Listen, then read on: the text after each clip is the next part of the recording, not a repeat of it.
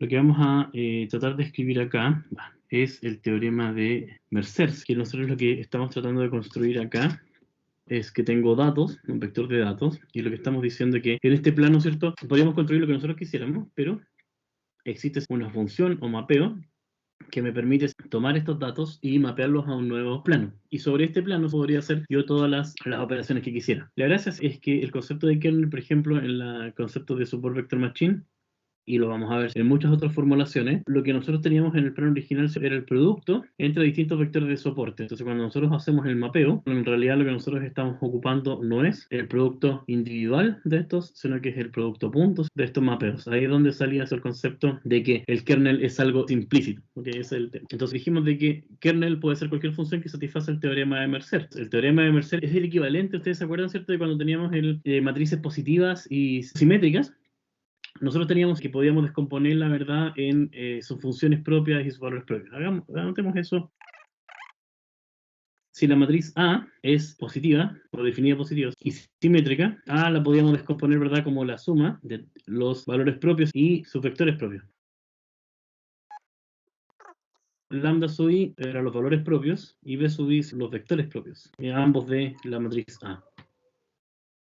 ¿Ok? Entonces, el teorema de Mercer es el equivalente a este teorema, pero para funciones, ¿ya? No para matrices. Entonces, esa es la gran diferencia. Primera cosa, el kernel K es simétrico. Si K, pongámosle por simplicidad x, y, es igual a el kernel de y, x. Entonces, así satisfacemos la propiedad de simetría que requieren las matrices, también lo podemos satisfacer con el kernel. Entonces, el kernel es definido positivo si y solo si la doble integral de una función kernel de x, y, la misma función sobre y de x de y es mayor o igual a 0. ¿Ok? En realidad, definido positivo es estrictamente mayor. Ahora, definimos el operador integral, le podemos llamar t de k sobre la función f. Lo definimos como la integral del kernel de x, y por f de x de y. Entonces, ese sería como definimos el operador del kernel k sobre una función. Con todo esto, ahora vendría la definición del teorema. Si k es un kernel continuo, simétrico y no negativo, vale decir que satisface si esta en realidad es no negativo, ¿ok? Entonces, existen lambda sub i, que serían los valores propios del kernel K, y además existen funciones phi sub i, que son ortonormales y corresponden a las funciones propias, porque no son vectores propios, sino que son funciones propias de K. Paréntesis, antes, ¿cómo calculábamos los valores propios acá? Los valores y vectores propios los calculábamos como la matriz A aplicada sobre el vector es igual a lambda por el vector. Ese era el operador que nosotros hacíamos para calcular, ¿verdad?, estos dos animales de acá. A, la matriz en realidad es un operador. Entonces, el operador sobre el vector es igual a lambda por el vector. Y ahora, el operador que nosotros hemos definido corresponde a este operador. Lambda sub i y phi sub i deben satisfacerse. Entonces, que el operador del valor kernel de phi sub i tiene que ser igual al valor propio por phi sub i. Si desarrollamos el valor de esta integral, estamos diciendo que la integral del kernel de x, y por phi de i tiene que ser igual a lambda sub i, phi sub i de x. Además, como son ortonormales, el operador de es igual al delta de Kronecker, se vale 0 cuando son distintos y vale 1 cuando son iguales. Esta es la definición y esto es la ortonormalidad. Si se cumple eso, entonces además el kernel nosotros lo podríamos definir como la suma de i igual 1 hasta infinito de lambda sub i, phi sub i de x, phi sub j de i. Entonces, esto es directamente relacionado con la conclusión que teníamos para matrices simétricas y definidas positivas. Entonces, esa es la gran gracia del teorema de Mercer. Entonces, cualquier función que cumpla estas propiedades, si es continuo, simétrico y no negativo, entonces van a existir estas funciones propias y nosotros lo podemos determinar. ¿Qué es lo que nosotros estábamos haciendo anteriormente? Ocupando estimación paramétrica, ¿verdad? Y lo que hacemos es aprender parámetros vectores con información a priori o a posteriori. Y lo que queremos hacer ahora es ocupar el concepto de kernel. Entonces, fíjense que también podríamos tener métodos no paramétricos. Por ejemplo, el vecino más cercanos, o por ejemplo, la versión de euclidiana que les mostré al principio. Entonces, podríamos ocupar versiones no paramétricas también. Pero nuestro interés ahora es en ocupar kernels que están basados en aplicar una función de kernel sobre los datos de entrenamiento. Ahora, lo que estamos diciendo es exactamente esto. Tenemos, ¿verdad?, la operación sobre una función de mapeo y eso me genera el kernel. Acá tenemos la definición de simetría. Y la versión más fácil sería el kernel lineal, en el cual nosotros tenemos que el mapeo simplemente los datos, ¿vale? Es decir, tomamos los datos y lo que hacemos es simplemente calcular el producto punto. O sea, si nosotros reemplazamos esto acá, vamos a dar cuenta que esto corresponde precisamente a producto punto. Ojo que el número de ecuación que sale acá es exactamente el mismo número de ecuación que sale en el libro. La idea es que cualquier algoritmo que aparezca un producto punto, dentro de su formulación, nosotros podemos hacer el cambio con kernel. Es la herramienta que vamos a utilizar. En el caso de Support Vector Machines teníamos un approach directo, pero a su vez también tenemos siempre un approach dual, en el cual nos permite hacer el concepto de maximización o el proceso de optimización, ¿verdad?, de una forma alternativa y que normalmente es más fácil de resolver.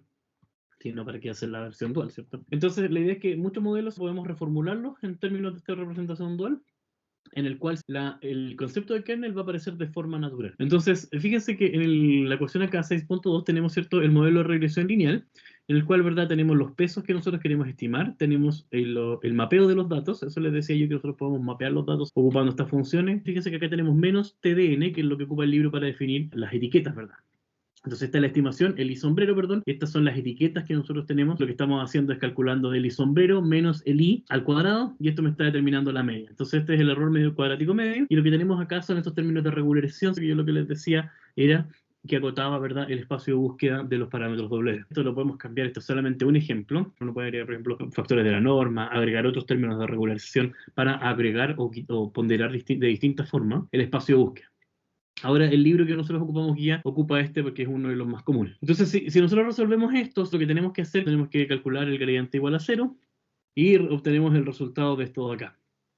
Ahora, nosotros podríamos hacer toda esta operación y darnos cuenta que es phi multiplicado por a, en donde A es una ponderación de estos elementos de aquí. Entonces, ¿qué es lo que hace esto interesante? Que nosotros podemos reemplazar este W acá y podemos generar una matriz KMN que corresponde a la matriz del kernel, vale decir, el kernel evaluado en los puntos que tengo de los datos de entrenamiento. Entonces, el kernel, ¿cierto?, que es una función continua, la evalúo los puntos de entrenamiento y eso me genera una matriz que corresponde a la matriz gram. Ahora, esa matriz, con esa definición de peso, podemos entonces reformular el cálculo de nuestro peso y obviamente acá queda todo dependiendo del valor A, esta es la definición, ¿ok? K más el I, perdón, multiplicado por T, que corresponde precisamente a lo que teníamos acá. Esto lo ponemos en forma matriz, me queda el T por la matriz de identidad. Esto fíjense que corresponde a uno de los elementos del kernel, porque si tenemos este multiplicado por este, aquí aparecen los dos elementos del kernel, por eso aquí aparece el kernel. Ahora, el parámetro W entonces lo podemos formular en términos de esta matriz K, que corresponde al kernel evaluado en los puntos de entrenamiento, y obviamente esto resulta ser una implementación directa del concepto de kernel. Podríamos incluso esto haberlo hecho solamente con los datos, sin las funciones phi, solamente con los XON en este caso, como los habíamos formulado nosotros, y habríamos llegado exactamente a la misma conclusión, pero habríamos, en vez de tener acá la matriz K, habríamos tenido el producto punto entre los elementos, acá tenemos producto punto entre elementos, producto punto entre elementos de entrenamiento. Entonces, esa es la gran gracia, que ahora está mucho más generalizado y no solamente va a funcionar para el producto punto, sino que va a funcionar para cualquier kernel que satisfaga el teorema de Mercer. Ahora, satisfacer el teorema de Mercer no es tan complicado, porque vale decir, hay muchas funciones que lo satisfacen. Y la gran gracia, eso me olvidé mencionar en el teorema de Mercer, es que si dos funciones satisfacen el teorema de Mercer, la combinación lineal de esas funciones también lo satisface. Entonces, una vez que nosotros tenemos un par de kernel en nuestro bolsillo, podemos construir cualquier combinación de kernel. Por ejemplo, lo podemos poner acá en la ecuación 6.7 y obtendríamos una buena estimación de los pesos para otros mapeos, ¿okay? No solamente el mapeo original de los datos, sino que combinaciones lineales de mapeo. Ahora, el mapeo lo podemos construir de distintas formas. El mapeo original lo podemos construir en principio conociendo las funciones phi y después, ¿cierto?, calculando el producto punto y hacer la construcción. Sin embargo, otra opción, como les digo, es encontrar funciones que ya de forma implícita estén haciendo el mapeo phi, porque phi es el mapeo explícito de los datos. Si conozco solamente K sin conocer phi, estoy hablando de un mapeo implícito. La otra forma que podríamos hacerlo es no construirlo directamente desde una función, sino que construirlo desde una propuesta que uno hace directamente y después de determinar si esto es válido o no. Vale decir, tenemos que determinar si satisface el teorema de Mercer. Por ejemplo, podemos definir el kernel, ¿verdad?, como el producto punto, pero elevado al cuadrado. Nosotros podemos definir directamente el mapeo implícito y de aquí obtener el mapeo explícito. Puede que ni siquiera podemos obtener mapeo implícito, como les digo. Entonces, la única condición que nosotros podemos hacer es encontrar que sea semipositivos y simétricos. Entonces, ahí satisfacemos el teorema de Mercer.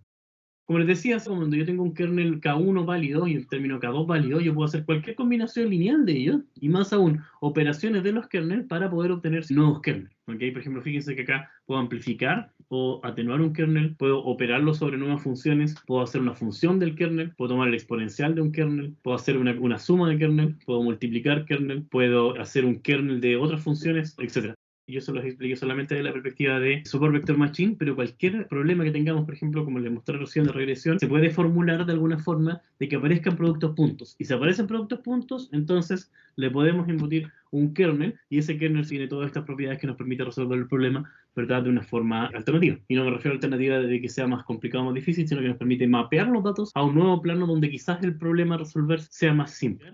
Aquí podríamos poner C1 más C2 por K2. Entonces, por ejemplo, imaginémonos que nosotros queremos hacer el mismo problema de clasificación de roca. Cuando yo estaba considerando la parte de bandas, solamente estaba considerando la información espectral, vale decir, de los colores. Pero si quisiera, por ejemplo, esta roca es más rugosa, por ejemplo, podría de alguna forma incluir un kernel que considera la parte espacial. Y obviamente en mi formulación de optimización, no solamente ocupar los datos espectrales, sino que también espaciales y espectrales. Y definir un kernel inteligentemente que ocupe datos espaciales 1, que sería por ejemplo este de acá. Fíjense que acá estamos hablando de un kernel tipo A que ocupa datos del tipo A y un kernel tipo B que ocupa datos del tipo B. Y obviamente los podría ponderar también. Entonces se puede decir, por ejemplo, que es más importante la parte espectral o más importante la parte espacial. En este caso, por ejemplo, le podríamos poner un coeficiente Q y acá 1 menos Q. Entonces así pondero cierto porcentaje de cuál de los dos más importante. Y así tengo otros parámetros que me permite determinar la importancia. Hacer procesamiento, por ejemplo, de imágenes en el concepto de espacio-espectro, en el cual estamos incluyendo, bueno, en una de las formas, ¿cierto? Incluyendo información del color, información del espacio y combinándolas dentro de un solo problema de optimización. Eso es bastante interesante porque obviamente podemos hacerlo también en video. Podríamos, por ejemplo, ocupar el tiempo y el espacio para poder hacer clasificación y hacer, por ejemplo, estimación de algo o detección, ¿cierto? Esto es extremadamente poderoso y por eso es súper importante que nos quede claro. Si aparece producto punto, podemos ocupar un kernel. Y si ya podemos ocupar un kernel, podemos ocupar cualquier combinación lineal de kernel. Incluso si vienen de espacios totalmente diferentes. Ahora, el kernel polinomial, que ya les había mostrado, el que se conoce o que se ocupa, por ejemplo, para Support Vector Machine, pero esto lo podemos ocupar para cualquiera de nuestros problemas de optimización. Yo digo problema de optimización, parece más un curso de optimización, pero hablemos de todos nuestros problemas de regresión. El polinomial, ¿cierto? Por ejemplo, el cuadrático lo podríamos elevar a 2, podríamos agregarle acá una constante positiva, podemos elevarlo a cualquier número que nosotros queramos. Hablamos de un kernel estacionario, cuando el mapeo de los dos simplemente está ocupando la diferencia, y hablamos de un kernel homogéneo, cuando ocupamos la diferencia como el valor absoluto, en este caso la norma, entonces la diferencia pondera igualmente en todos los lados, por eso se llama que es homogéneo. Entonces el kernel acá gaussiano cumple esa propiedad, es totalmente homogéneo. Acá lo que estamos haciendo es que para la muestra X la estamos centrando en la muestra X', y estamos mapeando con cierta radio, que ese radio está determinado por la varianza. Entonces, esto es interesante, podríamos sustituir este producto que tenemos acá con un kernel no lineal. Entonces, por ejemplo, un kernel en un espacio no vectorial podría ser 2 elevado a, no sé, por la intersección de dos elementos.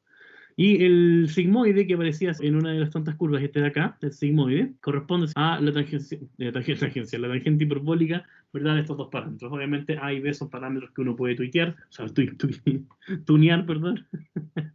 Dios. Y C también es un parámetro que nosotros podríamos tunear para lograr algún objetivo. Así como les decía, que cuando hacemos combinaciones lineales de kernel, también nosotros podríamos modificar los parámetros a nuestro antojo, entonces también podríamos hacer esto de acá. Entonces, ya con esto voy a terminar. Podríamos tener un modelo sobre los datos y podríamos definir el kernel en torno a ese modelo. Por ejemplo, decir si corresponde a la probabilidad de X y la probabilidad de X punto. Podríamos definirlo, ¿cierto?, como estas probabilidades condicionales. Podríamos así incluso definirlo como las integrales, etc. Entonces, podríamos obviamente nosotros definirlo conforme a nuestro propio interés, ¿cierto? Si es que aparecen, ¿verdad?, estas probabilidades.